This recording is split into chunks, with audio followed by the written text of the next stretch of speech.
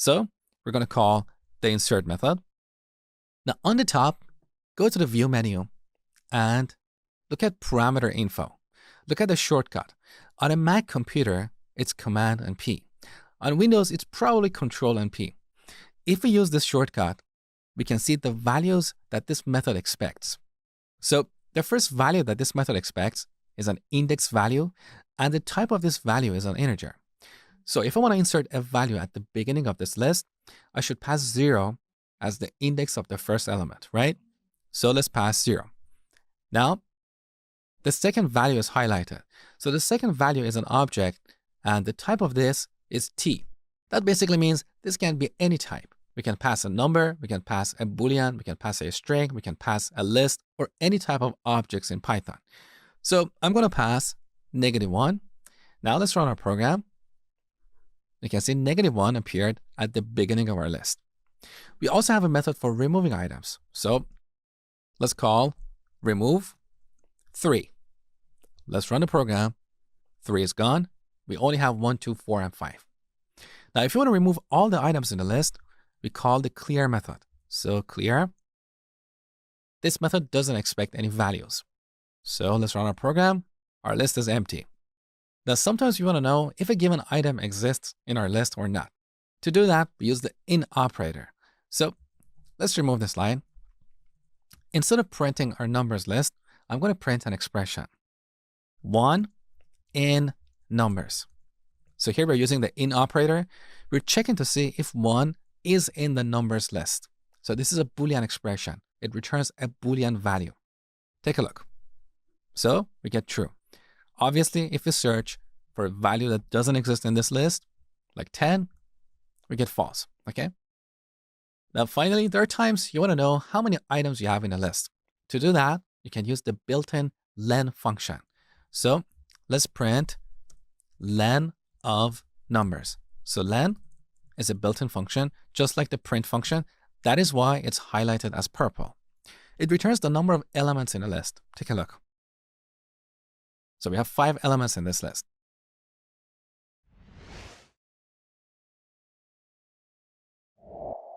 When writing Python programs, there are times you want to iterate over a list and access each item individually. Let me show you. So I'm going to declare a list of numbers, 1, 2, 3, 4, 5. Now, if we print this list, it comes out exactly like how we wrote it, using the square bracket notation. But what if we wanted to print each item on a separate line? That is where we use the for loop. Let me show you. So we're not going to print the entire list. Instead, we're going to type for. Now we declare a variable, which is called a loop variable. Let's call it item. Then we type in numbers. Next, we add a colon to start a block of code. So this is what we call a for loop. With this for loop, we can iterate over all the items in this list.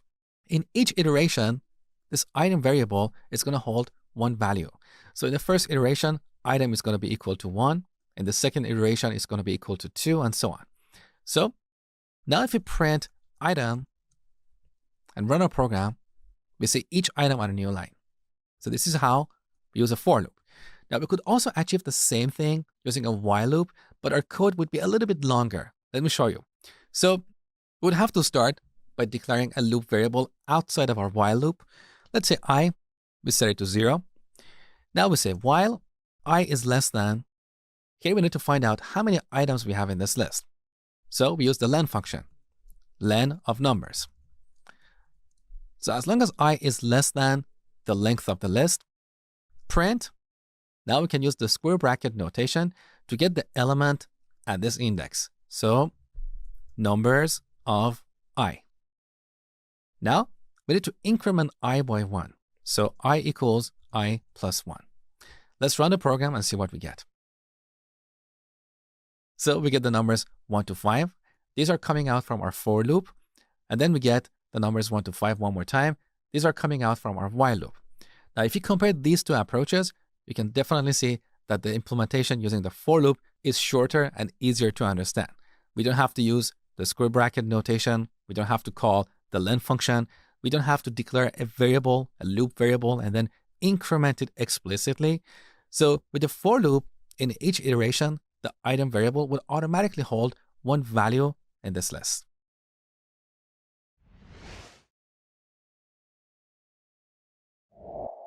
In this tutorial, we're going to talk about the range function in Python.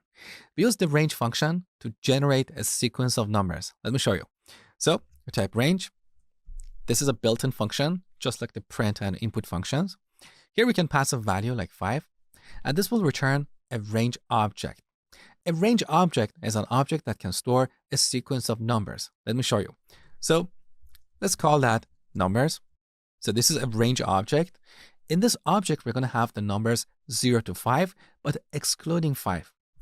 Now, if we print numbers, we're going to see this message, range of 0 to 5, not the actual numbers, because this is the default representation of a range object. To see the actual numbers, we need to iterate over this range object using a for loop. In the last video, you learned how to iterate over a list using a for loop, but we can also iterate over a range object using a for loop. Basically, we can use the for loop with any object that represents a sequence of objects. So instead of printing numbers, we're going to use a for loop for number in numbers, colon, we're going to print number. Take a look. Now we see the numbers 0 to 4.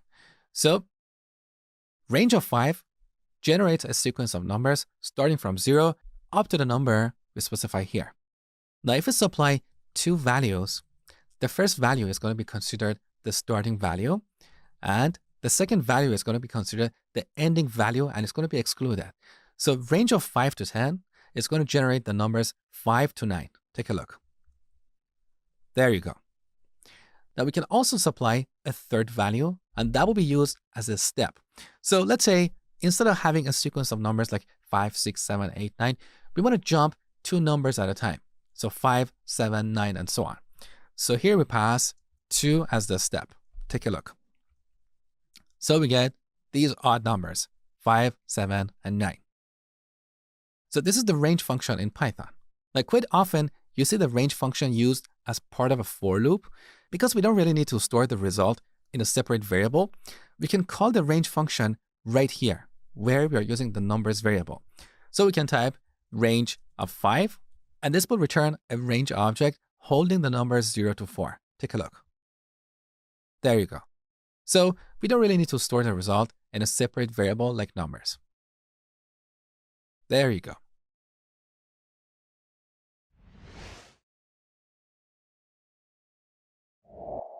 In this tutorial, we're going to talk about tuples in Python. Tuples are kind of like lists. We use them to store a sequence of objects, but tuples are immutable, which means we cannot change them once we create them. Let me show you. So I'm going to start by defining a list of numbers, 1, 2, 3. Now we use square brackets to define a list and parentheses to define a tuple. So now this numbers variable is storing a tuple. If we try to reassign, let's say the first element, we're going to get an error.